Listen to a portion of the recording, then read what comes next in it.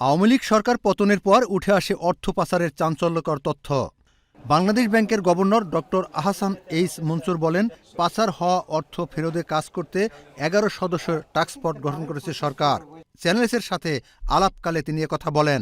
তদন্ত কার্যক্রমের মধ্যে দুর্বলতা প্রচুর, এবং এগুলোকে ডকুমেন্টেশনে নিয়ে তারপরে এভিডেন্স আকারে পাঠানো এবং মিউচুয়াল লিগ্যাল অ্যাসিস্ট্যান্স যেটা বলা হয়, অর্থাৎ বাংলাদেশে সরকারের একটা রায় হওয়ার পরে সেই রায়টাকে নিয়ে যেভাবে তথ্যগুলোকে একেবারে লিপিবদ্ধ করে তারপরে এমএলএ পাঠাতে হবে মিউচুয়াল লিগ্যাল অ্যাসিস্ট্যান্সের জন্য, যে তোমরা আমাদের বলছে আমাদের জাজ রায় দিয়েছে যে এই জিনিসগুলোকে কনফিসকেট করা হোক, এবং সেই ব্যক্তির সম্পত্তি ইংল্যান্ডে আছে সেটাকেও কনফিসকেট করা হোক। বর্তমানে লন্ডনে সফরে আছেন বাংলাদেশ ব্যাংকের গভর্নর।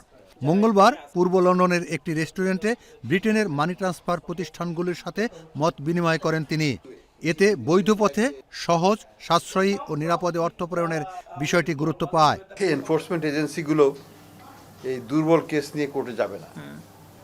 আলটিমেটলি তো আইনগতভাবেই তো আমাকে এটাকে উদ্ধার করতে হবে। আমি তো আর বললে হবে না যে আমার টাকা ফেরত দিয়ে দাও। Nobody is going to listen to that. আমাকে প্রমাণ করতে হবে যে আমার টাকা তুমি নিয়েছো, এবং এটা মানে একটা দালিলিক প্রমাণ লাগবে, মুখের কথায় হবে না। এবং সেই প্রমাণগুলোকে সুন্দরভাবে যদি আমি উপস্থাপন করতে না পারি, চোখে একেবারে দেখিয়ে দিয়ে বলতে না পারি, তাহলে কিন্তু কোনো এজেন্সি এখানে এটাকে সিরিয়াসলি নেবে না। এই জায়গাটা আমাদের বেশ কিছু ঘাটতি আছে। দেশের অর্থনৈতিক স্থিতিশীলতা নিশ্চিত করতে পাচারকৃত অর্থ পুনরুদ্ধারের পরিকল্পনা করছে সরকার। তবে এই অর্থ ফেরতে কয়েক বছর সময় লাগবে বলে জানান তিনি। অ্যাসেট ফ্রিজিংটা আমরা চেষ্টা করব সেটা করার। টাকা ফেরত আনতে ৩, ৪, ৫ বছরের আগে কেউ পারে নাই, কাজে এটা বলে লাভ নেই। পাচারকৃত অর্থ ফিরিয়ে আনতে সরকার অন্যান্য দেশের সাথে সম্পর্ক উন্নয়নে কাজ করছে, জানালেন governor. Mohammad Rezaul Karim Mridha, channels news, London.